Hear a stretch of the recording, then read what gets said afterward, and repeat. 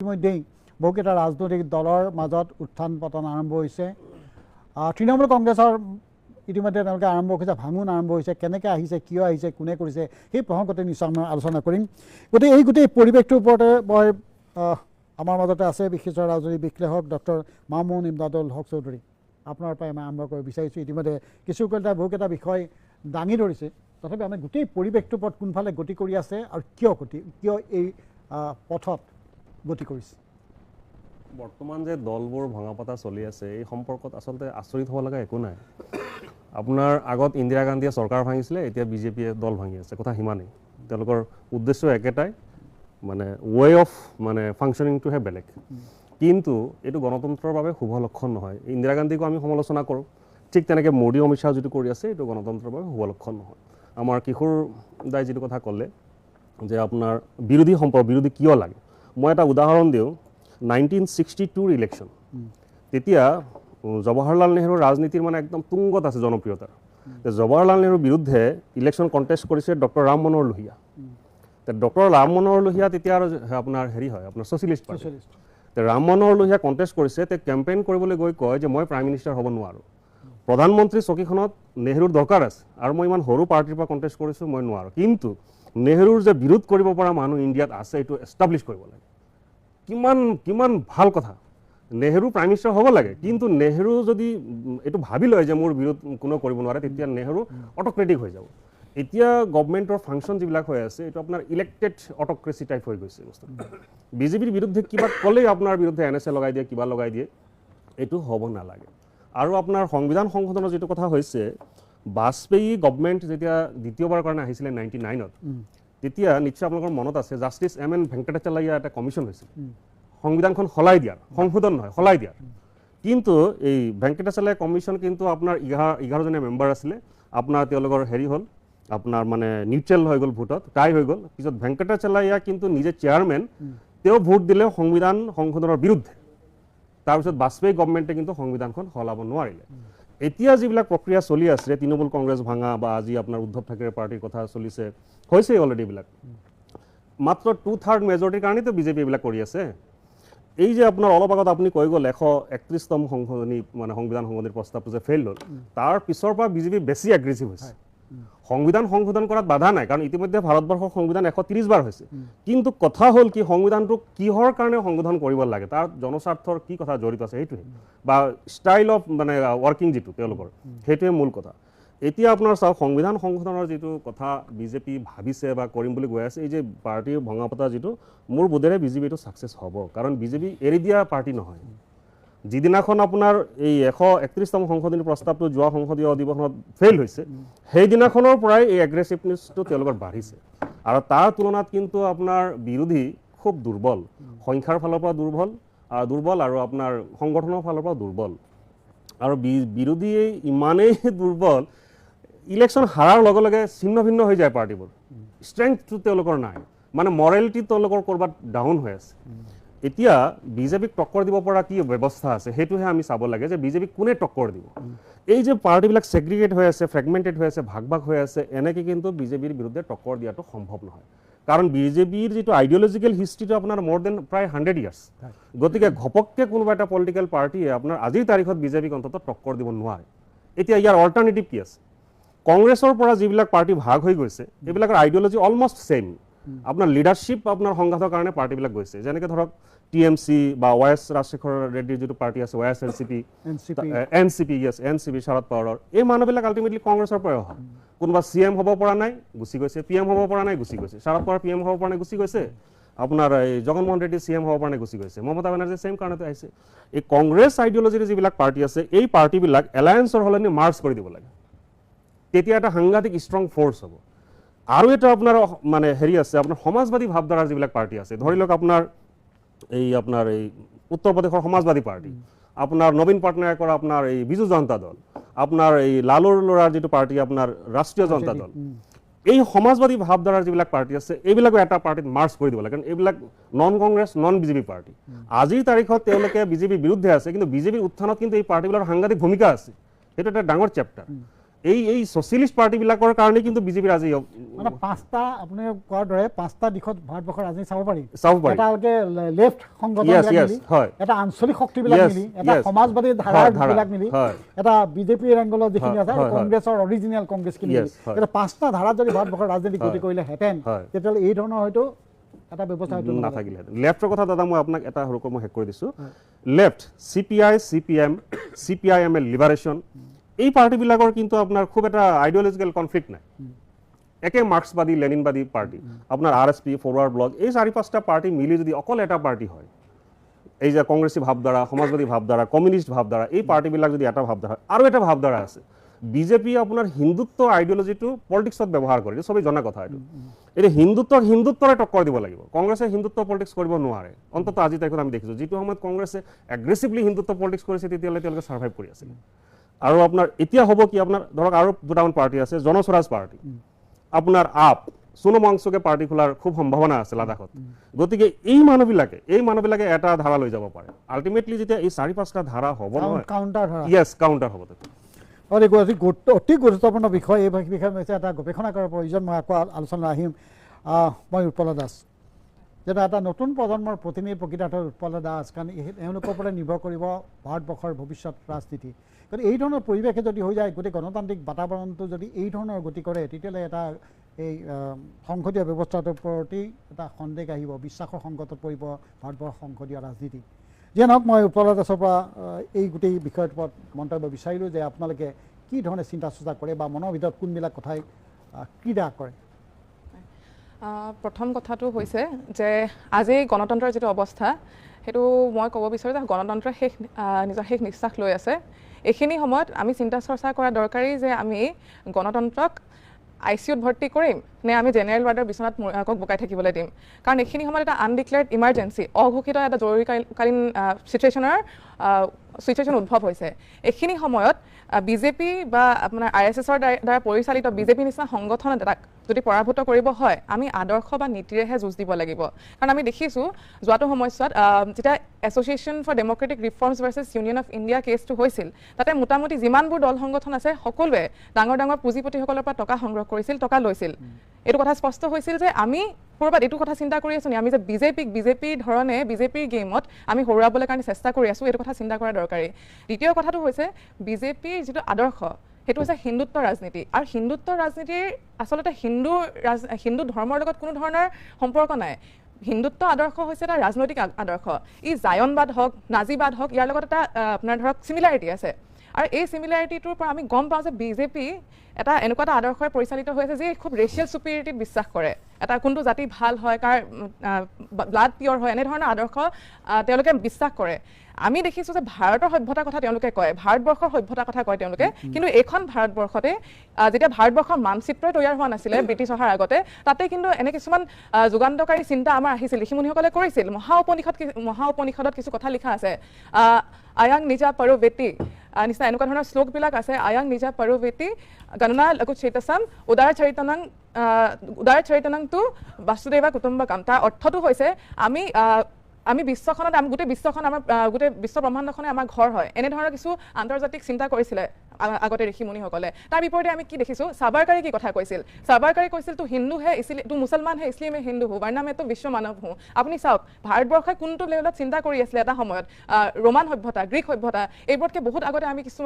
খুব দাৰ্শনিক চিন্তাধাৰাৰ মাজেৰে আমি আগুৱাই গৈছিলোঁ কিন্তু তাৰ বিপৰীতে আমাক একেবাৰে পিছুৱাই আনিব চেষ্টা কৰিছে এই হিন্দুত্ববাদ ৰাজনীতিয়ে আমি দেখিছোঁ আমাৰ এখন ভাৰতবৰ্ষতে ইয়াৰে মাটিতে কিছু চিন্তা চৰ্চা আগবাঢ়িছিল চাৰ্বাক দৰ্শনৰ কথা আমি ক'ব লাগিব যেতিয়া বস্তুবাদৰ কথা আমি পাতোঁ চাৰ্বাক দৰ্শনে আমাক কৈছিলে পিত্বা পুনঃ পিত্বা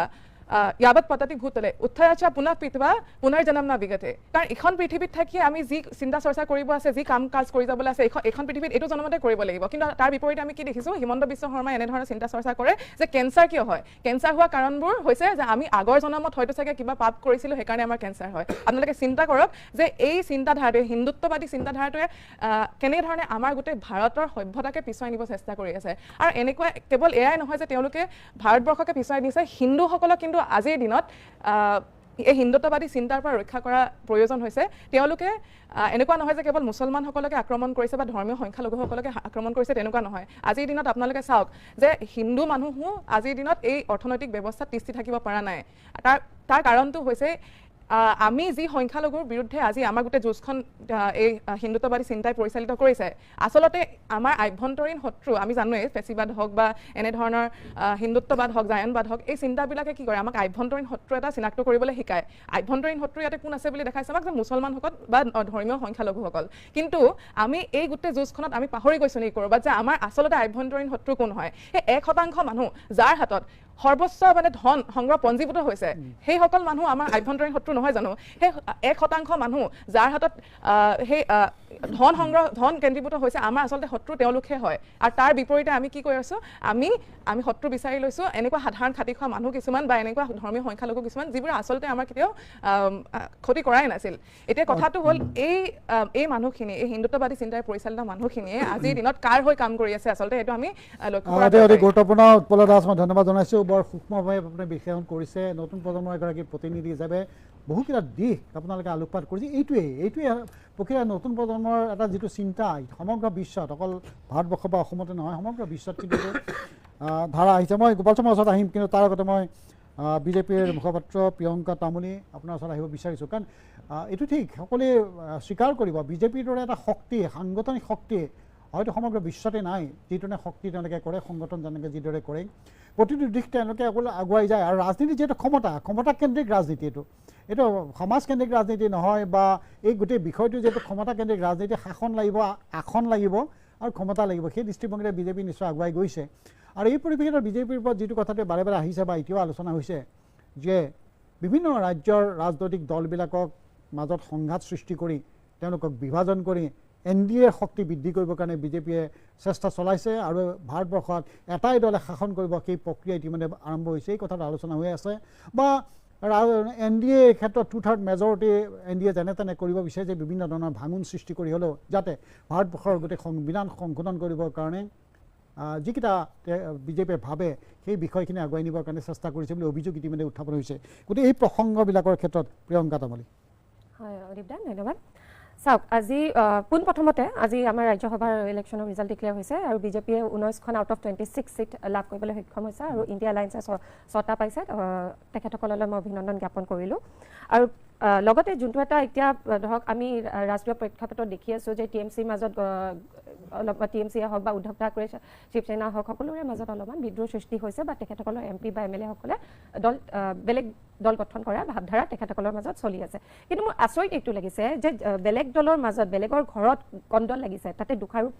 ভাৰতীয় জনতা পাৰ্টি কিয় কৰি আছে আজি ধৰক আজি অদীপদা আপুনি DY 365ৰ এডিটৰ হয় কিন্তু প্ৰাগ নিউজত বা প্ৰতিদিন টাইমৰ কি চলি আছে গণ্ডগোল সেইটো দায়বদ্ধতা আপোনাৰ ওপৰত আছে নেকি নিশ্চিতভাৱে নাই আজি TMC কি গণ্ডগোল চলিছে বা উদ্ধৱ ঠাকৰে দলত কি গণ্ডগোল চলিছে তেখেতসকলৰ MP সকলে কিয় বেয়া পাইছে বা দল ত্যাগ কৰিব খুজিছে সেইটো দায়বদ্ধতা বিজেপিৰ কেতিয়াও নাই আৰু লগতে ভাৰতীয় জনতা পাৰ্টি চৰকাৰখনে অলপ আগতে আমাৰ বাইদেৱে ক'লে যে ভাৰতীয় জনতা পাৰ্টি চৰকাৰখনে ধৰ্মীয় ৰাজনীতি কৰে চাওক আমাৰ ধৰ্মীয় ৰাজনীতি নকৰে আমাৰ হৈছে আমাৰ দেশখন সুৰক্ষিত লগতে আমাৰ সবকা সাথ সবকা প্ৰয়াস সবকা বিকাশ কৰিবলৈহে চেষ্টা কৰে আৰু আমি অন্তৰ্দয়ৰ ওপৰতহে বিশ্বাস ৰাখি আগবাঢ়ি যোৱা এটা দল হয় আমি বিদ্ৰোহ কৰোঁ আমি এগেইনষ্ট কৰোঁ সেইসকল লোকে যোনে বিদেশৰ পৰা আহি আমাৰ মাটি আমাৰ অধিকাৰ কাঢ়ি নিজৰ বুলি ক'বলৈ চেষ্টা কৰে আৰু আমাকে সংখ্যালঘুত পৰিণত কৰিবৰ বাবে ষড়যন্ত্ৰ আছে সেইসকল মানুহৰহে আমি আচল অৰ্থত আমি এগেইনষ্টত আছোঁ আৰু লগতে চাওক মই দুটামান এক্সাম্পল দিছোঁ আপোনাৰ উদ্ধৱ ঠাকৰে তেখেতসকলৰ দলত বিদ্ৰোহ হৈছে বা তেখেতসকলৰ 6জন MPয়ে বেলেগকৈ দল গঠন কৰা বা তেখেতসকলে NDA ছাপোৰ্ট কৰা যি কথা উত্থাপন হৈছে তেখেতসকলৰ ঘৰৰ কণ্ডল হৈছে হয় নাই তেনেস্থলত সঞ্জয় ৰাউত তেখেতে প্ৰেছ মিট পাতি উদ্ধৱ ঠাকৰে দলৰ MP সঞ্জয় ৰাউতে প্ৰেছ মিট পাতি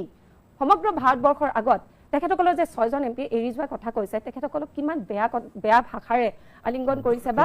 সমগ্ৰ ভাৰতবৰ্ষৰ আগত ইনচাল্ট কৰিছে আজি ঘৰখনত কণ্ডল লাগিলে নিজৰ মাজত শৰ্ট আউট কৰিবলৈ চেষ্টা কৰিব লাগে কিন্তু তাৰ বিপৰীতে তেখেতসকলে কি কৰিলে সমগ্ৰ ভাৰতবৰ্ষৰ আগত নিজৰে ঘৰৰ মানুহ কেইজনৰ ওপৰত দোষাৰোপ কৰিলে আৰু হয়তো মই আজি টকশ্বত ক'ব নোৱাৰা কিছুমান শব্দ ব্যৱহাৰ কৰি তেখেতসকলক অপমান কৰিলে যদি ভাৰতবৰ্ষৰ প্ৰেছ মিট দি ইমান বেয়া শব্দ ব্যৱহাৰ কৰি অপমান কৰিব পাৰিছে তাৰমানে ভিতৰ চোৱাত আৰু কিমানখিনি বেয়া ব্যৱহাৰ হয় চাগে সেইটো এবাৰ চিন্তা কৰিবলগীয়া বিষয় হয় আৰু লগতে চাওক যেতিয়া ৰাজস্থানত অশোক গেহলট ডাঙৰীয়াৰ চিফ মিনিষ্টাৰ আছিলে তেখেতৰ চৰকাৰ আছিলে কংগ্ৰেছৰ চৰকাৰ আছিলে তেতিয়াও BSPৰ 6জন বিধায়কে দল ত্যাগ কৰি কংগ্ৰেছত যোগদান কৰিছিলে তেতিয়া কিন্তু গোটেইখিনি সাংবিধানিক আছিলে তেতিয়া কোনো প্ৰব্লেম নাছিলে এতিয়া চাওক এতিয়া 20জন TMCৰ MPয়ে দলৰ বিদ্ৰোহ কৰি তেখেতসকলে NDA সাপোৰ্ট কৰিব নে নাই আজি ডেটলৈকে খাটাং হোৱা নাই এইটো এটা চলি থকা কথাহে আজি ডেটলৈকে কিন্তু খাটাং হোৱা নাই কিন্তু তেখেতসকলে বেলেগৰ ঘৰৰ কণ্ডলৰ দায়বদ্ধতা আমাৰ ভাৰতীয় জনতা পাৰ্টি চৰকাৰে কিয় লৈ আছে আজি চাওক আফটাৰ ইণ্ডিপেণ্ডেন্স 62 টাইমছ কংগ্ৰেছৰ দল ভাঙিছে মমতা বেনাৰ্জী ওলাই গৈছে শৰদ পাৱাৰ ওলাই গৈছে 62 টাইমছ দল ভাঙিছিলে তেতিয়াও কিন্তু দুখ কাৰ আছিলে তেতিয়া ভাৰতীয় জনতা পাৰ্টিৰ দুখ আছিলে নেকি নিশ্চিতভাৱে নাই তেখেতসকলৰ মাজতো সিম বিদ্ৰোহ হৈছিলে আৰু লগতে 1967 পৰা 1971 লৈকে ইন্দিৰা গান্ধী চৰকাৰখনৰ টাইমত আপোনাৰ 45খন ষ্টেট গভৰ্ণমেণ্ট গিৰাই দিয়া বুলি ক'ব পাৰি ভাঙি গৈছিলে কিন্তু তেতিয়া সংবিধানত একো আক্ৰমণ হোৱা নাছিলে নেকি আৰু লগতে মই এটা কথা ক'ব বিচাৰিছো যে একৰ্ডিং টু এন্টি ডিফেকশ্যন ল introduced under the 52nd and strengthened by the 91st constitutional amendment যদি 2/3 মেজৰিটি যিকোনো দলৰ 2/3 মেজৰিটিয়ে যদি মাৰ্চ কৰিব বিচাৰে বা স্প্লিট হ'বলৈ বিচাৰে সেইটো কিন্তু সাংবিধানিক হয় ডেমক্ৰেটিক হয় আৰু লিগেল হয় সেইটো কোনো ইলিগেল প্ৰক্ৰিয়া নহয় আৰু আমি আগতেও তেনে ধৰণৰ বহুতবাৰ হোৱাটো দেখিছো এটা ভাৰতীয় জনতা পাৰ্টি চৰকাৰখনে সদায় আমাৰ ভাৰতবৰ্ষৰ উন্নয়নৰ হকে কাম কৰিব চেষ্টা কৰিছে আজি অসম হক বা বেংগলত হক আমি যেটো ৰিজাল্ট লাভ কৰিলো যেটো মেন্ডেট আমাক পাব্লিকে দিলে নিশ্চিতভাৱে ৰাইজে NDA লেড চৰকাৰৰ আন্ডাৰত হোৱা ডেভেলপমেন্ট নিশ্চিতভাৱে দেখিছে আজি অসমতে আপুনি চাওক অসমত কিমানখিনি ডেভেলপমেন্ট হৈছে আমি যেহেতু অসমৰ ডেভেলপমেন্টৰ ওপৰত চকু দিয়ক সেমিকণ্ডাক্টৰ ইণ্ডাষ্ট্ৰি আহিছে আমাৰ অসমখন জম্মুৰ পিছত অন্যতম ৰাজ্যত পৰিণত হ'বলৈ সক্ষম হৈছে য'ত আপোনাৰ IIT IIM আৰু এইমছ তিনিটা ইনষ্টিটিউচন আহিছে আজি কংগ্ৰেছকতো 50 বছৰতকৈ অধিক শাসনকাল চান্স দিছিলে আমাৰ ৰাইজে তেতিয়া কিয় নহল 50 বছৰ কম সময় নহয়তো আৰু লগতে এই মোডি লেড গভৰ্ণমেণ্টৰ আন্ডাৰতে আমাৰ ভাৰতবৰ্ষৰ এয়াৰপোৰ্ট 74 পৰা 164 তালৈকে বৃদ্ধি হৈছে আজি আমি যদি ৰিয়েল ইলেক্ট্ৰিফিকেশ্যনৰ কথা কৰো চাওঁ দিখত চাওঁ তেতিয়াও কিন্তু আমাৰ 21,801 এই প্ৰসংগত মই আকৌ আপোনাৰ ওচৰত মই গোপাল শৰ্মা আপোনাৰ ওচৰত আহিব বিচাৰিছোঁ এইকাৰণে এই গোটেই পৰিৱেশটো যিটো হৈছে আপোনাৰ ভাৰতবৰ্ষৰ ৰাজনীতি বুলি ক'লে ৰাষ্ট্ৰীয় ৰাজনীতি বুলি ক'লে কংগ্ৰেছ আৰু পিছৰ পৰ্যায়ত আহিলে BJP দুজন সাংসদ লৈ পেলাই BJP আজি শাসনলৈ আহিলে গতিকে এই কংগ্ৰেছে এই গোটেই মানুহখিনি ৰাখিব আমি কিয় নোৱাৰোঁ কংগ্ৰেছে কিয় ৰাখিব নোৱাৰে আপোনালোকে বা নিজৰ এই গোটেই অৱস্থাত কিয় গতি কৰিছে তাৰ কাৰণে আপোনালোকে নিজকে মানে আত্মসমালোচনা নকৰিব নেকি সেইটো হ'ব সেইটো ঠিকে আছে মই কিন্তু তাৰ আগতে মই আমাৰ BJPৰ মুখপাত্ৰগৰাকীয়ে তেওঁৰ দলক যিটো মানে ডিফেণ্ড কৰাৰ কাৰণে যিখিনি কথা ক'লে এইখিনি মই আহোঁ আচলতে তেখেতে কোৱাৰ নিচিনাকৈ ইমান সহজ নহয় কথাবিলাক আৰু কোনে কি কৰিছে নকৰিছে ইট ইজ এভেইলেবল মানুহবিলাকৰ মাজত যিটো আলোচনা হৈছে সেইটো কোনে গম পায় চবেই গম পায় এই যিটো ঘটনা ঘটিবলৈ ধৰিছে আৰু এই ঘটনাটো একচুৱেলি কিয় হ'বলৈ ধৰিছে এতিয়া প্ৰথম কথা হৈছে কি দ্য ফিগাৰ 363 সেইটো হৈছে আপোনাৰ পাৰ্লিয়ামেণ্টত আপোনাৰ যিটো 2/3 মেজৰিটিৰ যিটো আপোনাৰ সেই সংখ্যাটো এতিয়া তেওঁলোকৰ হাতত সেই সংখ্যাটো নাই যোৱাবাৰ এই বিলখন আপোনাৰ ফেইল হ'ল কাৰণ মানে তেওঁলোকৰ সেই 2/3 মেজৰিটি নাছিলে তেওঁলোকে ভাবিছিলে সকলোৱে এইটো অ'কে কৰিব আৰু হৈ যাব কিন্তু এতিয়া এটা কথা চাব যে তেওঁলোকে এই যিটো আপোনাৰ ডিলিমিটেশ্যন যিটো আকৌ হ'বলৈ গৈ আছে population based on population pattern এই পপুলেশ্যন পেটাৰ্ণটো এইটো আচলতে মাজতে আপোনাৰ অটল বিহাৰী বাজপেয়ীৰ দিনাখন 2025লৈকে এইটো আপোনাৰ ৰাখি থৈছিলে হোল্ড কৰি থৈছিলে আৰু এতিয়া ইট ইজ টাইম এইটো হ'ব লাগে পপুলেশ্যন কিন্তু এতিয়ালৈকে যিহেতু আপোনাৰ পপুলেশ্যনৰ যিটো চেঞ্চাছ হোৱা নাই গতিকে কামটো আমাৰ কৰিব পৰাকৈ নাই এতিয়া তেওঁলোকে দেখিছে যে এইটো কৰিবলৈ যাওঁতে এইখিনি কিমান সহজ হ'ব বা নহ'ব তাৰ আগতেই যদি তেওঁলোকে এইটো মহিলা এই যিখন আপোনাৰ আইন আনিছে তাৰ লগত লগাই পেলাই এই কামটো যদি কৰিব পৰা যায় তেতিয়াহ'লে কামটো এইটো কৰিবৰ কাৰণে তেওঁলোকক 2/3 মেজৰিটি লাগে এতিয়া 2/3 মেজৰিটি আপোনাৰ হেৰিত আপোনাৰ যিখন ৱেষ্ট বেংগলত যিখন ইলেকশ্যন নিৰ্বাচন হৈ গ'ল সেই নিৰ্বাচনত কি হৈছে নহৈছে মানুহে এইখিনি গম পাইছে আৰু তাত কৰিবলগীয়া আপোনাৰ মানে ইয়াত আজিৰ মানুহে খালি চাইক তাকিৰেই গুচি গৈছে আপোনাৰ 4000 EVM আপোনাৰ জ্বলাই দিলে মানে আপোনাৰ যিখিনি ইউজ অফ EVM এতিয়া আপোনাৰ এইবিলাক কোনে কৰি আছে কোন পাৱাৰত আছে এই কথাবিলাক আহিছেতো মানুহে জানে আজি আপুনি চাওক আজি কি কৈছে যে উদ্ধৱ ঠাকৰেৰ 6জন গুচি গৈছে আপোনাৰ চিণ্ডেৰ তালে কোনে আছে চিণ্ডে এতিয়া বৰ্তমান NDAৰ লগত আছে গতিকে এই 6জনৰ বেনিফিটটো কাৰ হ'ব BJPৰ হ'ব বিজেপিয়ে কি কৰিব বিচাৰি আছে যে তেওঁলোকৰ যিখিনি আপোনাৰ মেইন ষ্টেট উত্তৰ প্ৰদেশ মধ্যপ্ৰদেশ ৰাজস্থান গুজৰাটৰ পৰা আদি কৰি যিখিনি হিন্দী আপোনাৰ মানে মেইন আপোনাৰ হিন্দী বলয় যিটো আছে সেই বলত তেওঁলোকে পপুলেশ্যন পেটাৰ্ণত আপোনাৰ এমপিৰ সংখ্যাটো বঢ়াব আৰু সাউথৰ ফালে যেহেতু পপুলেশ্যন তেওঁলোকে কণ্ট্ৰল কৰিলে এজ পাৰ ডাইৰেকশ্যন অৰ এজ পাৰ যিটো আপোনাৰ নৰ্মছ কৰি দিছিলে গভৰ্ণমেণ্টে সেইমতে তেওঁলোকে কৰিলে আৰু they are actually doing very well economically they are quite forward compare to northern states কিন্তু তাকে কৰিবলৈ যাওঁতে তেওঁলোকৰ পপুলেশ্যন সংখ্যা কমি গ'ল আৰু ইয়াৰ ফলত তেওঁলোকৰ ডাঙৰ কথাটো হ'ব কি তেওঁলোকে হেৰুৱাব এতিয়া আজি দুদিনমানৰ আগতে আপোনাৰ ৰেমণ্ট ৰেড্ডি আপোনাৰ তেলেংগানাৰ মুখ্যমন্ত্ৰীয়ে তেওঁ কৈছে যে চাউথ ইণ্ডিয়ান কেতিয়াও আপোনাৰ ছেকেণ্ড গ্ৰেড চিটিজেন হিচাপে নাথাকে ইয়াত এফালে আপোনাৰ সিফালে তেওঁলোকে এইখন এমেণ্ডমেণ্ট আনি পেলাই সংশোধন কৰি তেওঁলোকে এইটো হেৰি কৰিব আৰু আপোনাৰ যিবিলাক হিন্দী বলৰ ষ্টেটবিলাকত তেওঁলোকে বঢ়াই দিব আৰু আমাৰ ইয়াত যিহেতু এইটো তেওঁলোকে কৈছে যে পপুলেশ্যনটো আমাৰ কম আমাৰ কৰিব তেওঁলোকে এটা একছত্ৰী সম্ৰাট হৈ পেলাই তেওঁলোকে কণ্টিনিউৱাছলি ৰুল দ্য কাণ্ট্ৰি এইটো হ'ব নোৱাৰে সেইটো হৈছে মেইন কথাটো আৰু সেইটোৰ কাৰণে আজি তেওঁলোকে আকৌ এইখন আনিব উইণ্টাৰ ছেছনত এইখন আনিব বিচাৰিছে আৰু সেইটোৰ কাৰণে আপোনালোকক তেওঁক লাগে 363 এতিয়া আমিতো শুনিছোঁ যে আপোনাৰ সমাজবাদীৰ তাত হাত দিব আজি কেইদিনমানৰ পাছত হয়তো আপুনি আকৌ কাইলৈ এখন ইয়াত টক শ্ব' পাতিব লাগিব যে সমাজবাদীৰ হাত দিলে দিছ ইজ হোৱাট দে এতিয়া চাব আপুনি এসময়ত আপোনাৰ গৰ্ভচেপৰ দিনত আপোনাৰ পেৰিষ্ট্ৰইকা হৈছিলে আৰু তাৰ ফলত গোটেই ছোভিয়েট ৰাছিয়া এখন আপোনাৰ থানবান ভাগি ছিগি থানবান হৈ আপোনাৰ এইখন আজিৰ আপোনাৰ এতিয়া এইসকল আমাৰ এই প্ৰিয়ংকা তামুলীৰ নিচিনা এগৰাকী মানে একদম প্ৰতিভা সম্পন্ন এগৰাকী আমাৰ স্প'ক্স পাৰ্চন আমাৰ ভাৰতবৰ্ষ আমাৰ কিন্তু তেওঁলোকক যিধৰণে মটিভেট কৰি লৈ গৈছে ভাৰতীয় জনতা পাৰ্টী যিটো ওৱান পাৰ্টি ৰুলৰ কথা তেওঁলোকে আজি যিটো আমি শুনি আছোঁ যে ওৱান পাৰ্টি ৰুলটো চাইনিজ যিটো আপোনাৰ অংক তেওঁলোকে কৰিবলৈ গৈ আছে এইটো কিন্তু আমাৰ কাৰণে ডিজাষ্টাৰ হ'ব আৰু আমিতো ভাবোঁ যে ভাৰতবৰ্ষৰ নিচিনা এখন বিভিন্ন আপোনাৰ ধৰ্ম বিভিন্ন ভাষাৰ বিভিন্ন সংস্কৃতিৰ এই এখন দেশত যে এনেকুৱা এটা আপোনাৰ অট'ক্ৰেটিক স্বৈৰতান্ত্ৰিক এটা ব্যৱস্থা যে প্ৰৱৰ্তন কৰিব পাৰিব সেইটো কিন্তু সংশয়ৰ কথা আজি আপুনি দেখিব যে আপোনাৰ বিভিন্ন মানে আপোনাৰ এই ব্যৱস্থাৰ যিটো ব্যৱস্থাৰ তাত অৱস্থান কৰা বিভিন্ন ৰাজনৈতিক নেতা বা আপোনাৰ সাংবাদিক লেখক বুদ্ধিজীৱী পৰা আদি কৰি বহুতে এটা কথা যে দেশত ক্ষমতাৰ হস্তান্তৰ হ'বলৈ গৈ আছে বুলি তেওঁলোকে এটা বিশ্বাস কৰিছে এইটো কেনেকৈ হ'ব দে ডু নট ন' কিবা এটা হ'বলৈ গৈ আছে তেওঁলোকে গৈছে আৰু আপোনাৰ এইটো কথাও তেওঁলোকে মানে এইটো এটা আলোচনা হৈছে যে এই শাসন ব্যৱস্থা কিন্তু নৰেন্দ্ৰ মোদীৰ পৰা সলনি হ'ব নৰেন্দ্ৰ মোদীৰ হাতত এই শাসন ব্যৱস্থা নাথাকিব এইটো বি চিক্ৰেটটো আৰু এটা কথা চাব আপুনি এই যে আপুনি ইকনমিক কথাটো যিটো কথা আহি গৈছে আজি আপোনাৰ যদিও আপোনাৰ লেবাৰ অৰিয়েণ্টেড বিভিন্ন ধৰণৰ আইন চাইন আছে কিন্তু আপুনি যেতিয়া আমাৰ এই শিক্ষিত নিবনুৱা যিখিনি আপোনাৰ চাকৰি পাইছে এই কৰ্পৰেট ছেক্টৰত পাইছে যদি তেওঁলোকক আপোনাৰ কি কৰিছে তেওঁলোকে যদি মানে এটা ছাপ্ৰেশ্যনত আছে তেওঁলোকৰ যিটো আপোনাৰ ইনক্ৰিজ হ'ব লাগে এইটো বঢ়াই দিয়া নাই তেতিয়াহ'লে তেওঁলোকে যদি প্ৰটেষ্ট কৰিছে তেওঁক লগে লগে আপোনাৰ কোনো মানে লগে লগে পুঁজিবাদী অৰ্থনীতি আৰু এইটো প্ৰটেষ্ট কৰাৰ লগে লগে he is not been eligible to get A second job in another company কাৰণ তেওঁলোকৰ এই গোটেই কৰ্পৰেট ছেক্টৰত এটা মানে তেওঁলোকৰ এটা আণ্ডাৰষ্টেণ্ডিং আছে যে এই লোকটো আমাৰ এগেইনষ্টে যিহেতু আমাক এইটো প্ৰটেষ্ট কৰিছিলে গতিকে তাকো ল'ব নোৱাৰে মই গোপাল আকৌ আপোনাৰ ওচৰত অতি গুৰুত্বপূৰ্ণ বহুকেইটা দিশ ইতিমধ্যে আপুনি আলোকপাত কৰিছে তাৰ মই ইয়াৰ গোটেই বিষয়টোৰ লগত কিছু মই কলিতা ওচৰলৈ আহিম কিন্তু কথাটো এনেকুৱা ধৰণৰ যে আজি লোকসভাত বিশেষ আলোচনাৰ সাংঘাতিক ধৰণে ভাৰতবৰ্ষৰ আলোচনা ইতিমধ্যে আৰম্ভ হৈছে আমি যিটো আলোচনা কৰি আছোঁ কাৰণ লোকসভাৰ মুঠ আসন 543খন 543খনৰ ভিতৰত যদি 2/3 সাংসদ 363জন লাগে 363জনৰ ভিতৰত লোকসভাৰ মজিয়াত যে NDA আছে 293জন তৃণমূল কংগ্ৰেছৰ পৰা সমৰ্থন ইতিমধ্যে আহিছে 20গৰাকী আৰু শিৱসেনাৰ উদ্ধৱ ঠাকৰেৰ 6গৰাকী সাংসদে ইতিমধ্যে একনাথ সিন্ধেৰ শিবিৰলৈ আহিছে আৰু শিবিৰৰ পৰা NDAলৈ আহিব গতিকে এই NDAৰ হাতত থকা 293জন সাংসদৰ শক্তি 319জনলৈ ইতিমধ্যে বৃদ্ধি হ'ব 293খনৰ পৰা 319জনলৈ বৃদ্ধি হ'ব ইয়াৰ লগত DMK ইতিমধ্যে সমৰ্থন DMK ইতিমধ্যে NDAক সমৰ্থন কৰাটো প্ৰায় সম্পূৰ্ণ পৰ্যায়ত ইতিমধ্যে আহিছে আৰু সেই ক্ষেত্ৰত DMKৰ 22জন সাংসদ আছে আৰু DMKৰ 22জন সাংসদৰ লগত 319জনৰ লগত আৰু 22জন মিলালে 341জন আহিব গতিকে 341জন হোৱাৰ পিছত NDAক প্ৰয়োজন হ'ব 21জন আৰু 21জন যদি NDA পায় ইতিমধ্যে এই কথাটো স্পষ্ট যে NDAৰ হাতত এই মুহূৰ্তত 341জন NDAৰ গুদামত সাংসদ গোট খাইছে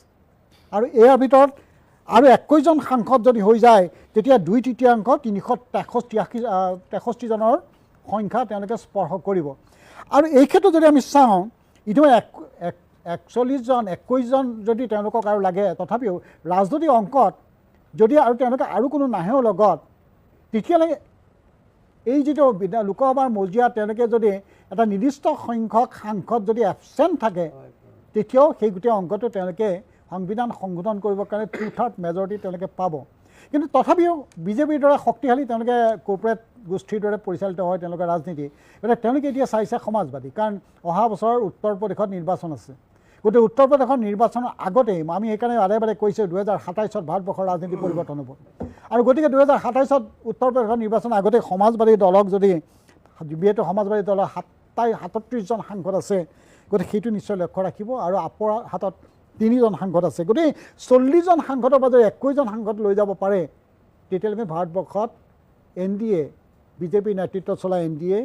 সকলো ধৰণৰ সিদ্ধান্ত তেওঁলোকে গ্ৰহণ কৰিব যিটো তেওঁলোকৰ আদৰ্শ লক্ষ্য উদ্দেশ্যত তেওঁলোকে ৰাজনীতি কৰিছে কিছু কলিতা চাওক গোটেই কথাটোৰ প্ৰসংগত মই এটা কথা ক'ব খুজিছোঁ সেইটো ফুটবলৰ লগত জড়িত কিছু কলা মই আপুনি মাজত ব্ৰেক নিদিওঁ মই খন্তেক বিৰতি লৈ লওঁ বিৰতিৰ পিছত আমি আকৌ আলোচনা আহিম নহ'লে মাজত আকৌ ব্ৰেকটো পালে আপুনি কথা কোৱাত নিশ্চয় অসুবিধা হ'ব মই খন্তেক বিৰতি লৈছোঁ পৰিৱেশৰ ওপৰত আমি আলোচনা আৰম্ভ কৰিছোঁ ভাৰতবৰ্ষৰ ৰাজনীতি কোন দিশে গতি কৰি আছে যে 2029 নহয় 2027তে ভাৰতবৰ্ষৰ ৰাজনীতি এটা বেলেগ ধাৰালৈ গতি কৰিব পাৰে নেকি এই গোটেই প্ৰসংগবিলাকত ইতিমধ্যে আমি আলোচনা ইতিমধ্যে আৰম্ভ কৰিছিলোঁ মই কিশোৰ কুমাৰ কলিতা আপোনাৰ ওচৰত আহিব বিচাৰিছোঁ এই প্ৰসংগত মই প্ৰথম অৱস্থাত যিটো চাইনাৰ কথাটো ক'লোঁ মোৰ লগৰ বন্ধু এজন তেওঁ এতিয়া বিদেশত থাকে তেওঁ এটা বৰ গুৰুত্বপূৰ্ণ কথা কৈছিল যে চাইনাৰ যিটো পাৰ্লিয়ামেণ্ট বুলি কওঁ তাতে 3000মান তেওঁলোকৰ মেম্বাৰ আছে তেওঁলোকৰ বিষয় কি আলোচনা কৰে পাৰ্লিয়ামেণ্টত কি বিষয় আলোচনা কৰে সেইবিলাক আমি ভাবিব নোৱাৰা বিষয় যদিও সেইবিলাক কথা বাহিৰত নাই এখন মৰুভূমিত তেওঁলোকে কেনেকৈ ডিফৰেষ্টেশ্যনটো মানে কি ফৰেষ্টেশ্যন কৰিব সেই বিষয়লৈ টেকনিকেল বায়'টেকনলজিকেল কথাবিলাক আলোচনা কৰে এইটো মাজতে কৈ তেওঁ সংসদৰ 80% ইঞ্জিনিয়াৰ এইটোতো গতিকে তেওঁ মোক বন্ধুজনে কোৱা কথাটো আছিল এনেকুৱা যে চাইনাত তেওঁলোকৰ সংসদৰ কথাবিলাকত এনেকুৱা কিছুমান কথা আলোচনা হয় যিবিলাক অতি বেছি প্ৰযুক্তিগত বিষয় যিবিলাকৰ লগত বিজ্ঞানৰ বিৰাট সম্পৰ্ক আছে আৰু আপুনি এটা বস্তু চাব যে এই চাইনাখন যিখন এতিয়া ৱৰ্ল্ডৰ লাৰ্জেষ্ট ইকনমি হ'ব খুজিছে গতিকে খেলাৰ পৰাই ধৰি লৈছোঁ দিয়কচোন এটা কথা যে ফুটবলৰ ক্ষেত্ৰতে যদি দেখা পাওঁ যে এখন পৃথিৱীত এখন ফুটবল খেলা চলি আছে পৃথিৱীৰ বৃহত্তম গণতন্ত্ৰ বুলি কওঁ আমাৰ কোনো প্ৰতিনিধি নাই স্পৰ্টছত আমাৰ অৱস্থা আটাইতকৈ শোচনীয় কিন্তু আমি চাইনাৰ ক্ষেত্ৰত চাওঁ চাইনাই অলিম্পিকত কি ধৰণৰ প্ৰদৰ্শন কৰে আৰু চাইনাৰ আজি গোটেই আমি ছেমি কণ্ডাক্টৰৰ কথাটো কৈছোঁ যিখন জাগিৰোডত হ'ব গোটেই ছেমি কণ্ডাক্টৰ ইণ্ডাষ্ট্ৰিটোৰ ৰেয়াৰ আৰ্থছৰ গোটেই বস্তুখিনি হৈছে আজি চাইনাৰ দখলত চাইনাৰ পৰা গোটেই ছেমি কণ্ডাক্টৰ গোটেই পৃথিৱী যদি তেওঁলোকে ৰপ্তানি কৰে গতিকে আমি চাইনাৰ লগত কোনো কথাই ভাবিব নোৱাৰোঁ আচলতে তেওঁলোকৰ যিটো ৰাজনৈতিক ব্যৱস্থা সেই ৰাজনৈতিক ব্যৱস্থাৰ জৰিয়তে তেওঁলোকৰ সাধাৰণ মানুহক তেওঁলোকে বিভিন্ন ধৰণৰ সুবিধা দিছে তেওঁলোকৰ এমপ্লয়মেণ্ট জেনেৰেশ্যন হৈছে আৰু চাইনা আমি যিখন চাইনা আজি দেখিছোঁ সেই চাইনাখনৰ লগত আজি ইউনাইটেড ষ্টেটছ অফ আমেৰিকাই হওক বা ইউৰোপিয়ান কাণ্ট্ৰি এখনৰ একো পাৰ্থক্য নাই জীৱন ধাৰণৰ ক্ষেত্ৰত আমাৰ জীৱন ধাৰণ কি পৰ্যায়ত আছে এতিয়া মই এতিয়া গুৱাহাটী ক্লাবৰ পৰা ইয়ালৈকে আহিছোঁ মই ৰাস্তাত কেইবাৰ মৰিলোহে তাৰে নিশ্চয়তা নাই পাছৰ পৰা দুখনমান ট্ৰাকে খুন্দা যেনে পালোঁ ৰোড ছেফটি বুলি কোনো বস্তুটো নাই গতিকে কথাটো হৈছে কি আমি এটা খুব পুতিগন্ধময় অৱস্থাত আছোঁ আৰু আমি ইয়াৰ পৰা মুক্তি বিচাৰোঁ সকলোৱে মুক্তিটো বিচাৰোঁ যদি সেই মুক্তি বিচাৰৰ কাৰণে সংশোধন হয় তেতিয়া খুবেই ভাল কথা কিন্তু চাব এটা কথা যে চাইনাৰ যিটো পেটাৰ্ণ হয় ৰাজনৈতিক যিটো ব্যৱস্থা তাতে কিন্তু দুটা আৰু গুৰুত্বপূৰ্ণ কথা হৈছে সেইটো এটা হান নেশ্যনেলিজিমৰ লগত কথা এটা আছে মোৰ দেন 80% মানুহ তেওঁলোকে হান সম্প্ৰদায়ৰ মানুহ 90% মানে অফিচিয়েলি ডিক্লেয়াৰ কৰে যে তেওঁলোকে এথেইষ্ট হয় কোনো ধৰ্মত বিশ্বাস নকৰে গতিকে তেওঁলোকৰ এটা বৈজ্ঞানিক উদ্দীপনা তেওঁলোকে এটা বৈজ্ঞানিক দৃষ্টিভংগীৰে গোটেই দেশখন আগবঢ়াই নিছে আৰু আমাৰ হৈছে ইয়াতে গোবৰ আৰু আপোনাৰ গৌমূত্ৰদি আমি গোটেইখিনি কথা ক'ব খুজিছোঁ আমাৰ বিজ্ঞান বোলা বস্তুটো নাই এই চিন্তাধাৰা আমাৰ ইয়াৰে আগৰজন মুখ্যমন্ত্ৰীয়ে তেওঁ নিজৰ যেতিয়া আৱাসটো ল'ব খুজিছিল তেতিয়া তেওঁ বহুদিন গ্ৰহ নক্ষত্ৰ চাওঁতে ছমাহমান লাগি গ'ল তেওঁলোকৰ সোমোৱাৰ গতিকে আমাৰ এতিয়া চাবচোন যিকোনো ক্ষেত্ৰতে কি হ'ল আমাৰ ধৰ্ম ভগৱান তাৰপিছত এইবিলাক বস্তু যিবিলাক অতি ব্যক্তিগত বস্তু মই কাক উপাসনা কৰোঁ মোৰ ধৰ্ম কি হ'ব এতিয়া কোনোবা এজন যদি মোক যদি হিন্দু ধৰ্মতে বুজাব আহে মই সৰুৰ পৰাতো হিন্দু ধৰ্মৰে মানুহ মোৰ মা দেউতা হিন্দু ধৰ্মৰ আছিল মই তেতিয়াতো অনুভৱ কৰা নাছিলোঁ যে বেলেগ ধৰ্মৰ কাৰণে মোৰ ক্ষতি হৈছে কিবা এইটো ভবা নাছিলোঁ এতিয়া মোক সোমোৱাই দিয়া হৈছে যে এনেকুৱা ধৰ্মীয় কথাবিলাক গোটেই পৃথিৱীখন বিজ্ঞান টেকনলজিত আগবাঢ়ি গৈছে এলান মাস্কৰ নিজাকৈ 2000 আপোনাৰ ছেটেলাইট আছে আৰু ভাৰতবৰ্ষৰ যিকেইটা ছেটেলাইট আছে তাৰ লগত আমি তুলনা কৰিছোঁ চাইনিজ ছেটেলাইট কিমানটা আছে গতিকে প্ৰযুক্তিৰ বিষয়টোৰ ক্ষেত্ৰত আমি ইতিমধ্যে 150-200 বছৰমান পাৰ হৈ গ'লোঁ পিছুৱাই গ'লোঁ বহু পৰিমাণে গতিকে গণতান্ত্ৰিক যিটো ব্যৱস্থা সেইটোও কিন্তু এটা ইউৰোপিয়ান ব্যৱস্থা আমি যে আজি যিটো আধুনিক গণতন্ত্ৰ বুলি কওঁ সেই গণতান্ত্ৰিক ব্যৱস্থাটো এটা ইউৰোপিয়ান কনচেপ্ট হয় আমাৰ নিজা কনচেপ্টটো কি আছিল আমাৰ নিজা ধাৰণাবিলাক কি আছিল আমি ইউৰোপিয়ান কনচেপ্ট এটা ইউৰোপীয় ধাৰণা এটাক লৈ আমাৰ দেশখনক আগবঢ়াই নিয়াৰ এটা প্ৰয়াস কৰা হৈছিল যোৱা ইমানটা বছৰত 7টা দশক জুৰি এতিয়া যদি আমি এটা পশ্চাদমুখী এটা ফালৰ ফালে গুচি যাওঁ আৰু সেই গুচি যোৱা পৰ্যায়টোত কি হৈছে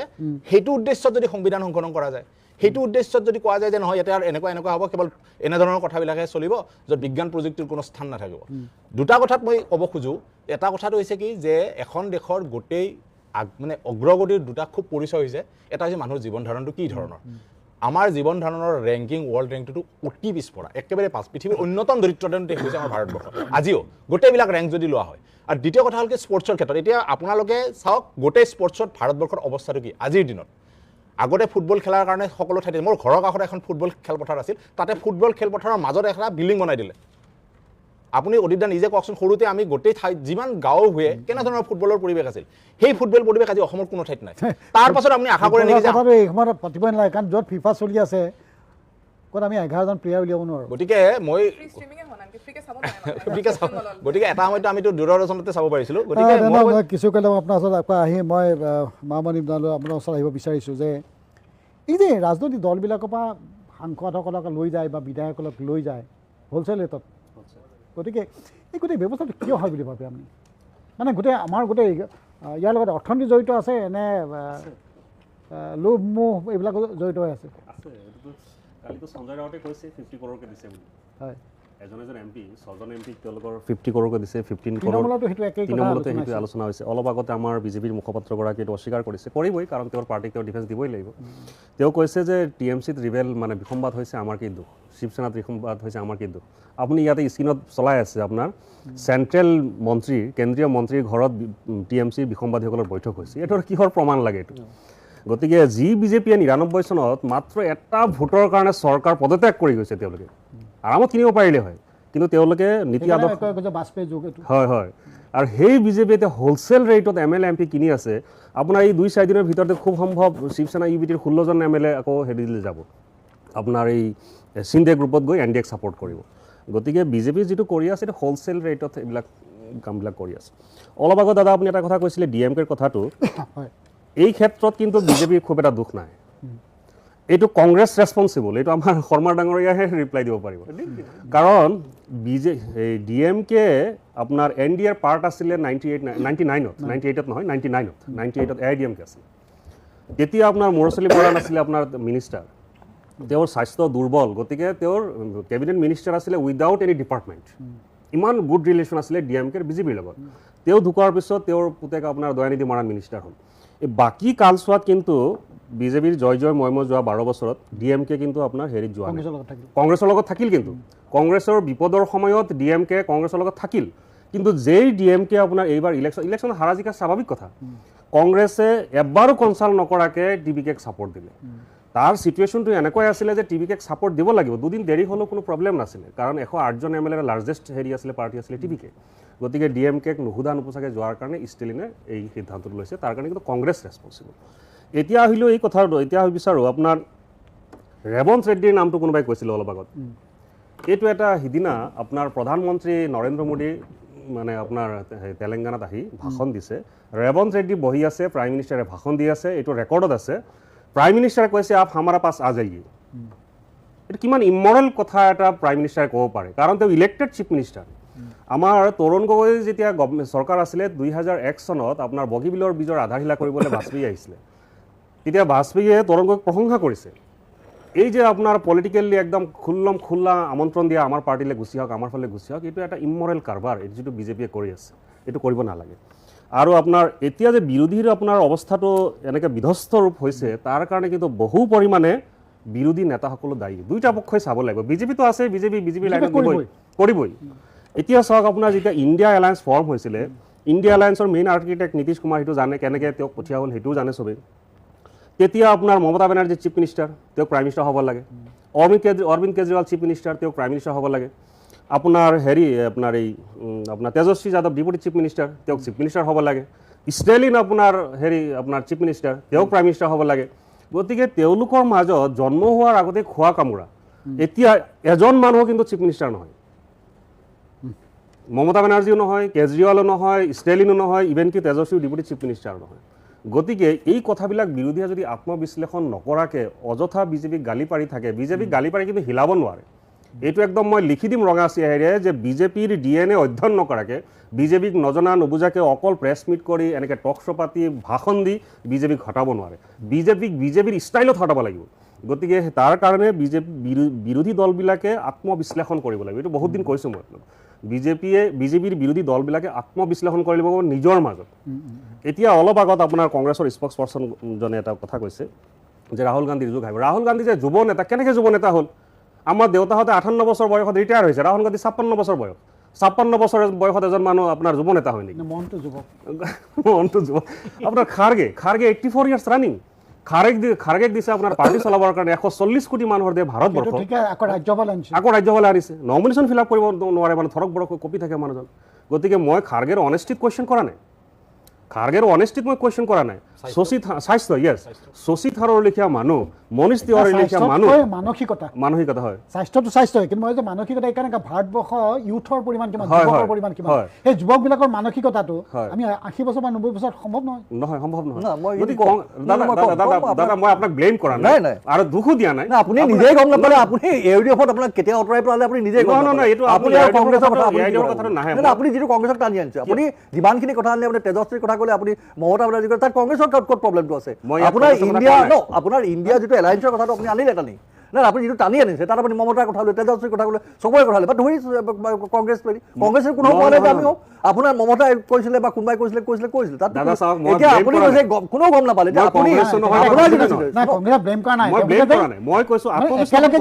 আৰু শুনক, আমাৰ কংগ্ৰেছত এতিয়া আপোনাৰ দেয়াৰ বি চেঞ্জ। আপোনাৰ ধৰি লওক খাৰ্গে ডাঙৰীয়াৰ সময় নাই, আপোনাৰ খাৰ্গে ডাঙৰীয়াৰ টাইম শেষ হ'ব আৰু বেছি সময় নাই, হিল বি চেঞ্জ। কিন্তু কথা হৈছে কি, এব্ৰাপ্টলি যিজন ছিনিয়ৰ মোষ্ট মানুহ, তেওঁৰ ইমান বয়সৰ পাছতো আজি এই লাষ্ট আপোনাৰ ফিউ মেনি ইয়াৰ্ছ তেওঁ যি ধৰণে আপোনাৰ যিটো লিডাৰশ্বিপ তেওঁ দিছে, সময় দিয়া মই খাৰ্গে সম্পৰ্কে কথা কওঁ। যেতিয়া আপোনাৰ আবুল কালাম আজাদ, মৌলানা আবুল কালাম আজাদ কংগ্ৰেছৰ সভাপতি, তেতিয়া কংগ্ৰেছৰ সভাপতিৰ কাৰ্যকাল 1 বছৰীয়া আছিল। দ্বিতীয় বিশ্বযুদ্ধৰ সময়ৰ ঘটনা, তেতিয়া দ্বিতীয় বিশ্বযুদ্ধৰ কাৰণে সাংগঠনিক নিৰ্বাচন হোৱা নাই। 6 বছৰ পাৰ হৈ যেতিয়া 7 বছৰত ভৰি দিলে, যুদ্ধ শেষ হৈ গ'ল, তেতিয়া আবুল কালাম আজাদে পাৰ্টিলৈ চিঠি লিখিছে যে মই এই পদত আৰু মই নাথাকোঁ, আপোনালোকে যে মোক আঁতৰাই নপঠায়, মই নিজে আঁতৰি দিম, কাৰণ যিহেতুকে পদটো মাত্ৰ 1 বছৰ কাৰণেহে, মই 7 বছৰ ধৰি ইয়াত আছোঁ। গতিকে খাৰ্গে এই বয়সত কিয় এই পদত থাকিব লাগে? মই বাৰে বাৰে কৈছোঁ, খাৰ্গেৰ অনেষ্টিত মোৰ কুৱেশ্যন নাই। ইমান উপযুক্ত নেতা আপোনালোকৰ আছে, গোটেই ইণ্ডিয়াৰ চবতকৈ টপ মষ্ট লয়াৰবিলাক আপোনালোকৰ পাৰ্টিৰ আছে। এটা দেখাওকচোন আপোনাৰ ভাল পাৰ্টি ডেজিগনেশ্যন আছে। দলে কৰিব, দলে কেতিয়া কৰিব? এইটো কাৰণে আপোনাৰ খাৰ্গে হোৱাৰ কাৰণে আপোনাৰ কি ইণ্ডিয়া প্ৰব্লেমটো তাতে একচেপ্ট কিয় নকৰে? একচেপ্ট কৰিবলৈ আপুনি যেনেকুৱা ধৰণৰ কথাবিলাক কৈছে, আপুনি নিজেই গম নাপালে। ইউডিএফে আপোনাক কেতিয়া কথা মাৰি উলিয়াই দিলে, গতিকে আপুনি তেনেকুৱা কথাই কৈ আছে। আপুনি you are talking like that. আপুনি you are trying to accuse, you are trying to accuse Congress. No, accuse kora nai. That will not be acceptable. আমি accept নকৰো, আমি এটো কেতিয়া accept নকৰো। প্ৰবলেমটো not accuse, প্ৰবলেমটো তাতে। আপোনাৰ প্ৰবলেম কি তাতে? ঠিক আছে, মই ওপৰৰ ওচৰত আহিব বিচাৰিছোঁ যে আমাৰ এই কথাখিনি আপোনাৰ জ্যেষ্ঠ এগৰাকী ৰাজনৈতিক বিষয়া, মই উৎপল দাসৰ ওচৰত আহিব বিচাৰিছোঁ যে এই গোটেই বিষয়বিলাক, যে যিহেতু নতুন প্ৰজন্মৰ প্ৰতিনিধি, গতিকে কোনটো কি বিচাৰে আপোনালোকে ৰাজনীতি গোটেই ধাৰাটো? তাকে আহিবলগীয়া 50-60টা বছৰ আমাৰ যিহেতু আমি কি ধৰণে চিন্তা চৰ্চা কৰোঁ, এইটো জনাটো খুবেই দৰকাৰী। কিন্তু তাৰ বিপৰীতে আমি কি দেখিছোঁ এইখিনি সময়ত, যে আমাৰ যিবোৰ আজি ভাৰতবৰ্ষখনতে, মই আগৰ কথাটোৰ লগত লিংক কৰি পিনে ক'ব বিচাৰিছোঁ দেই, আজি ভাৰতবৰ্ষখনত কি চলি আছে, কি নীতিৰে পৰিচালিত হৈ আছে ভাৰতবৰ্ষখন, এই নীতি আদৰ্শক আমি আঁতৰ কৰি চিন্তা কৰিব নোৱাৰোঁ। আৰু বেছিভাগ ৰাজনৈতিক দল সংগঠনবিলাকৰে আদৰ্শ কি আমি সেইটো চিন্তা চৰ্চা নকৰাকৈ আমি আগবাঢ়িব নোৱাৰোঁ। আচলতে আমি যেতিয়া গণতন্ত্ৰৰ কথা পাতি আছোঁ, মই যেতিয়া ইলেক্ট্ৰেল বণ্ডৰ কথাটো কৈছিলোঁ, বেছিভাগ দল সংগঠনে, CPIMক বাদ দি বেছিভাগ দল সংগঠনে ইলেক্ট্ৰেল বণ্ডৰ মাধ্যমেৰে টকা লৈছিল। আৰু টকা লৈ পিনে নিৰ্বাচন খেলাৰ অৰ্থটো কি হৈছে,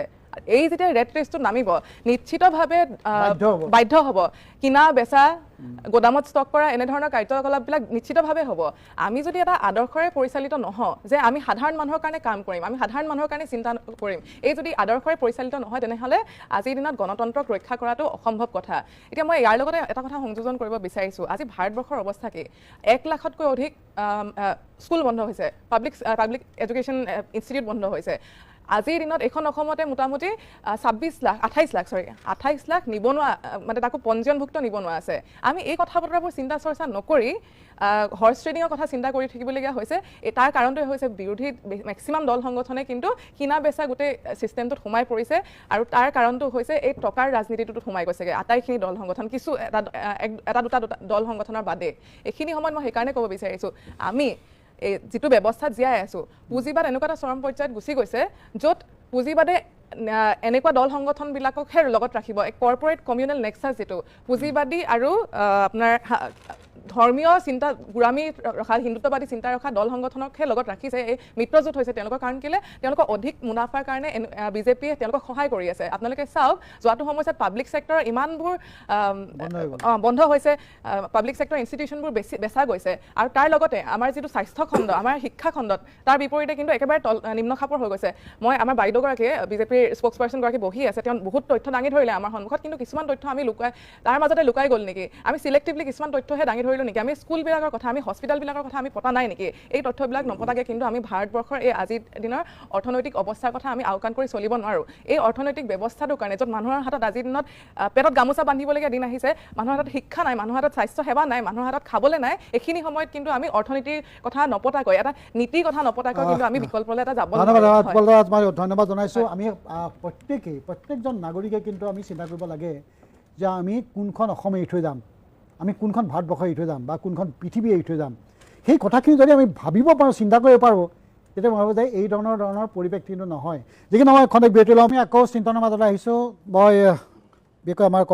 বিজেপিৰ স্প'ক্স পাৰ্চন প্ৰিয়ংকা তামুলীয়া আছে প্ৰিয়ংকা তামুলীয়া এটা কথা নিশ্চয় আপুনি লক্ষ্য কৰিছে যে এই যে যিবিলাক কথা সাধাৰণতে বিজেপিৰ ওপৰলৈ ঠেলি থকা হৈছে শিলগুটিত মাৰি থকা হৈছে আপুনি নিশ্চয় আজি দেখিছে কৰ্ণাটকত 7খন বিধান পৰিষদৰ ভিতৰত 5খন কংগ্ৰেছে পাইছে 2খন বিজেপিয়ে পাইছে ইতিমধ্যে এই কথাটো অভিযোগ হৈছে যে তাত ক্ৰছ ভোটিং হৈছে আৰু ক্ৰছ ভোট হ'বলৈ যাওঁতে বিজেপিৰ 11জনে বিশেষকৈ কংগ্ৰেছৰ সমৰ্থনত ক্ৰছ ভোট কৰিছে এই গোটেই ৰাজনীতিটো অকল বিজেপিত হোৱা নাই কংগ্ৰেছতো হৈছে চবতে হৈ আছে যে নহওক আপুনি এই গোটেই প্ৰসংগবিলাকৰ ওপৰত কি ক'ব কাৰণ বহুকেইটা দিশ আপোনালৈ ঠেলি দিয়া হৈছে হয় অলিভদা চাব আজি সকলো প্ৰতিজনে অকল কিনা বেচাৰ কথাহে ক'লে কিন্তু মই এটা কথা ক'ব বিচাৰিছোঁ যে যেতিয়ালৈকে আমি কিনা বেচাৰ এইবোৰ অসাংবিধানিক টপিকৰ ওপৰত কনচেনট্ৰেট কৰি থাকিব বিৰোধীয়ে তেতিয়ালৈকে কিন্তু তেখেতসকলে ক'ৰ ইছ্যুজবোৰ কি হৈছে কিহৰ কাৰণে তেখেতসকলৰ দলসমূহ ভাঙিবলৈ আৰম্ভ হৈছে সেইটো বুজি নাপাব আজি চাব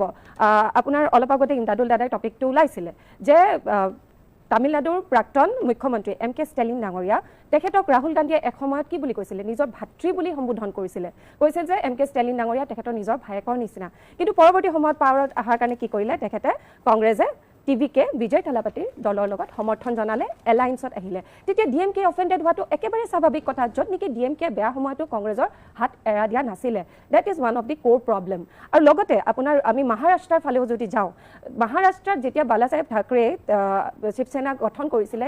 মেইন উদ্দেশ্য কি আছিলে কংগ্ৰেছৰ এগেইনষ্ট কৰিছিলে তেখেতসকলৰ আইডিঅলজি কংগ্ৰেছৰ আইডিঅলজিৰ লগত কেতিয়াও মেল নাখাইছিলে কিন্তু পৰৱৰ্তী সময়ত আমি কি দেখিলোঁ 2019 চনত উদ্ধৱ ঠাকৰে ডাঙৰীয়াই সেই কংগ্ৰেছৰ লগতে হাত মিলালে তো যোনখিনি নেতাই বালাচাহেব ঠাকৰে আণ্ডাৰত যোনখিনি নেতাই শিৱসেনাত কাম কৰি আছিলে বা দলটো সংগঠনটো শক্তিশালী কৰাত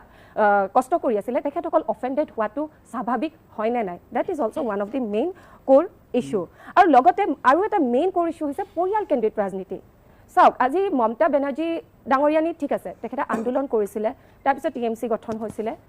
সেইকাৰণে তেখেতক নেত্ৰী হিচাপে তেখেতসকলৰ অভিভাৱক হিচাপে TMC সকলো MP MLA মানি লৈছিলে কিন্তু মমতা বেনাৰ্জী আন্দোলন কৰিছিলে কিন্তু সেই আন্দোলনত অভিষেক বেনাৰ্জীৰ কি ৰোল আছিলে অভিষেক বেনাৰ্জীৰ কি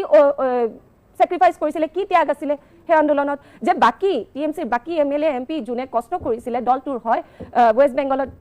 ৰাজনৈতিক দৰবাৰখনত দবদবাই থাকিবলৈ যি কষ্ট কৰিছিলে তেখেতসকলে অভিষেক বেনাৰ্জীৰ আণ্ডাৰত কিয় কাম কৰিব অভিষেক বেনাৰ্জীৰ কিবা নহয়তো কিবা অৱদান থাকিব লাগিব ন জাষ্ট বিকজ অফ পৰিয়াল কেন্দ্ৰিত ৰাজনীতি এক্সেক্ট পৰিয়াল কেন্দ্ৰিত ৰাজনীতিত আজি চাওক মমতাৰ আন্দোলন কৰিছিলে মানি ল'ব পাৰি মমতাৰ হেৰি আছে চেক্ৰিফাইচ কৰিছিলে ত্যাগ আছে কিন্তু অভিষেক বেনাৰ্জীৰ কি ত্যাগ আছে জাষ্ট বিকজ তেখেত ভতিজা হয় তেখেতক পাৱাৰ দিয়াৰ তেখেতে গোটেই ডিচিশ্যন ল'ব তেখেতে সৰ্বোচ্চ পাৱাৰ পাব আৰু ছেইম কথাটোৱে হৈছে আমাৰ অসমত আজি কংগ্ৰেছত চাওক আজি কংগ্ৰেছত এনেকুৱা নাছিলে যে ভাল ৰাজনৈতিক নেতা নাছিলে কংগ্ৰেছতো এসময়ত আজিৰ ডেটৰ আটাইতকৈ শক্তিশালী আমাৰ বিজেপিৰ স্তম্ভ হিমন্ত বিশ্ব শৰ্মা আছিলে কংগ্ৰেছত হিমন্ত বিশ্ব শৰ্মা ডাঙৰীয়া নিচিনা নেতাজনকো এজন ৰাজনীতিবিদকো কিন্তু মই কংগ্ৰেছে খুব ধৰি ৰাখিব সময় খুব নোৱাৰিলে কম আছে, কাৰণ মই পৰিয়াল ধন্যবাদ কেন্দ্ৰিক জনাইছোঁ। ৰাজনীতিৰ কাৰণে সেইটো প্ৰব্লেম আৰু যেতিয়া প্ৰব্লেমটো দাঙি ধৰা হয় যেতিয়া ইন্দাদুল দাই প্ৰব্লেমখিনি দেখুৱাব চেষ্টা কৰিছিলে তেতিয়া গোপাল শৰ্মা আমাৰ জ্যেষ্ঠ হয় তেখেতে কিন্তু অফেণ্ডেড হ'ল আৰু কাউণ্টাৰ কৰিলে আৰু লগতে এটা কথা গোপাল শৰ্মাৰ ওচৰত আপোনাৰ আহিব খুজিছোঁ। এতিয়া মানে কথাটো হৈছে কি আমাৰ এতিয়া প্ৰিয়ংকা তামুলীয়ে বৰ সুন্দৰকৈ কৈছে একেবাৰে হেৰিৰ লগত DMKৰ লগত ইমান ভাই কি ককাই ভাই সম্বন্ধ তেওঁ এইটো কথা পাহৰি গ'ল যে আপোনাৰ বৰ্তমানৰ যিজন মুখ্যমন্ত্ৰী অসমৰ তেওঁলোকে আনিছিলে বিৰাট প্ৰকাণ্ড এখন লিষ্ট আনিছিলে কৰাপশ্যন এগেইনষ্ট তেওঁলোক মুখ্যমন্ত্ৰী পাতি থৈছে আজি আপোনাৰ শুভেন্দু অধিকাৰী আপোনাৰ হেৰি পাতি থৈছে ইয়াৰ পাতিছে আপোনাৰ তেওঁৱে দেখোন তাত বোলে কিমান ৰ'ব আপোনাৰ অজিত পাৱাৰ মৰি গ'ল আপোনালোকৰ অজিত পাৱাৰ এগেইনষ্ট শুনক এতিয়া আপোনালোকৰ নীতি ভাৰতীয় জনতা পাৰ্টিৰ আপোনালোকে আপোনাৰ 126টা চিট লৈ গভৰ্ণমেণ্ট ফৰ্ম কৰক কিন্তু আপোনাৰ নীতি আদৰ্শটো সেইটোৱে হৈছে আজি আপোনালোকে পৰিয়ালতন্ত্ৰৰ কথা কৈছে কি পৰিয়ালতন্ত্ৰৰ কথা কৈছে আপোনাৰ যিটো চিফ মিনিষ্টাৰ মহাৰাষ্ট্ৰ তেওঁ কোন আপুনি আজি আপোনাৰ যিজন আপোনাৰ আপোনাৰ চেণ্ট্ৰেল মিনিষ্টাৰ তেওঁ কোন আপোনালোকে শুনক আপোনালোকে পৰিয়ালতন্ত্ৰৰ কথা আপোনালোকৰ কোনো অধিকাৰ নাই কাৰণ আপোনালোকে কৰি আছে আপোনালোকে কৰাপ্টেড যিখিনি মানুহ কংগ্ৰেছৰ পৰা যোৱা সেইখিনিকো আপোনালোকে টপ পষ্ট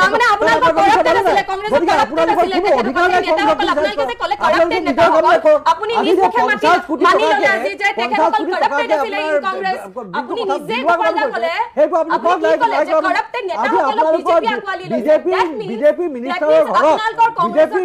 ঘৰত এই দল ভঙাৰ আলোচনা কিয় হ'ব লাগে সেইটো কওক আপুনি সেইটো কওক যে দল ভঙাৰ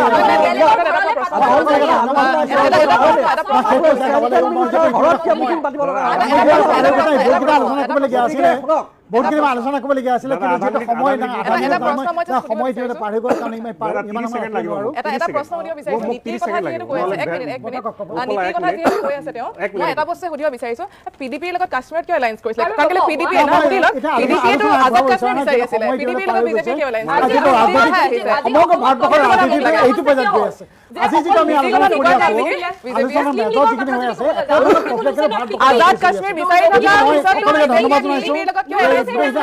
আৰু আমি আলোচনা কৰিবলগীয়া বিষয় আছে ভাৰতবৰ্ষৰ ৰাজনীতিৰ পৰিৱেশ যথেষ্ট ধৰণৰ নষ্ট হৈছে এই গণতান্ত্ৰিক বাতাবৰণ নাইকিয়া হৈছে কিন্তু আমাৰ আলোচনাৰ মাজতে যে গণতান্ত্ৰিক বাতাবৰণ ভৱিষ্যতেও থাকে সেইটো আশা কৰি আমাৰ আলোচক গোটেইকেই পাঁচোগৰাকী আলোচনালৈ মই ধন্যবাদ জনাই আৰু শ্ৰোতা দৰ্শকলৈ মই কৃতজ্ঞতা জনাই আজিৰ